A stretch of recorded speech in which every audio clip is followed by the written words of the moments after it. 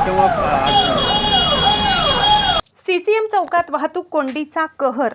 No parking zone असूनही रस्त्यांवरच वाहनांची parking, प्रशासनाचे दुर्लक्ष.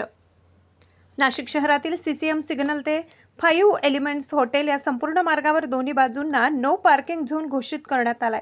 मात्र प्रत्यक्षात या नियमाला सर्रास हरताळ फासला जात असून वाहन चालक रस्त्यावर दुचाकी आणि चारचाकी वाहने उभी करत आहेत.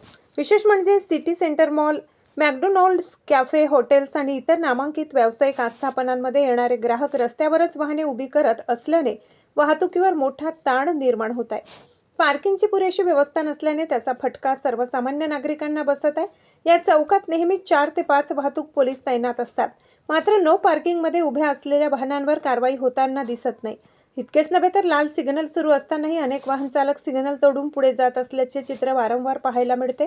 हा चौक शहरातील अत्यंत संवेदनशील आणि वर्दळीचा असल्याने येथे शिस्तबद्ध वाहतूक व्यवस्थापनाची गरज आहे. मात्र नियमांची प्रभावी अंमलबजावणी होत नसल्याने सिग्नलपासून मागेपर्यंत वाहनांच्या लांबच लांब रांगा लागत आहेत.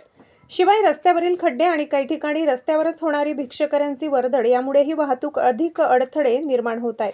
या संपूर्ण परिस्थितीची वाहतूक विभाग, महापालिका आणि संबंधित प्रशासनाने तातडीने दखल घेऊन नो पार्किंग नियमांची कठोर अंमलबजावणी करावी, पार्किंगची योग्य व्यवस्था करावी आणि वाहतूक सुरळीत करण्यासाठी प्रभावी उपाययोजना कराव्यात अशी नागरिकांची मागणी आहे.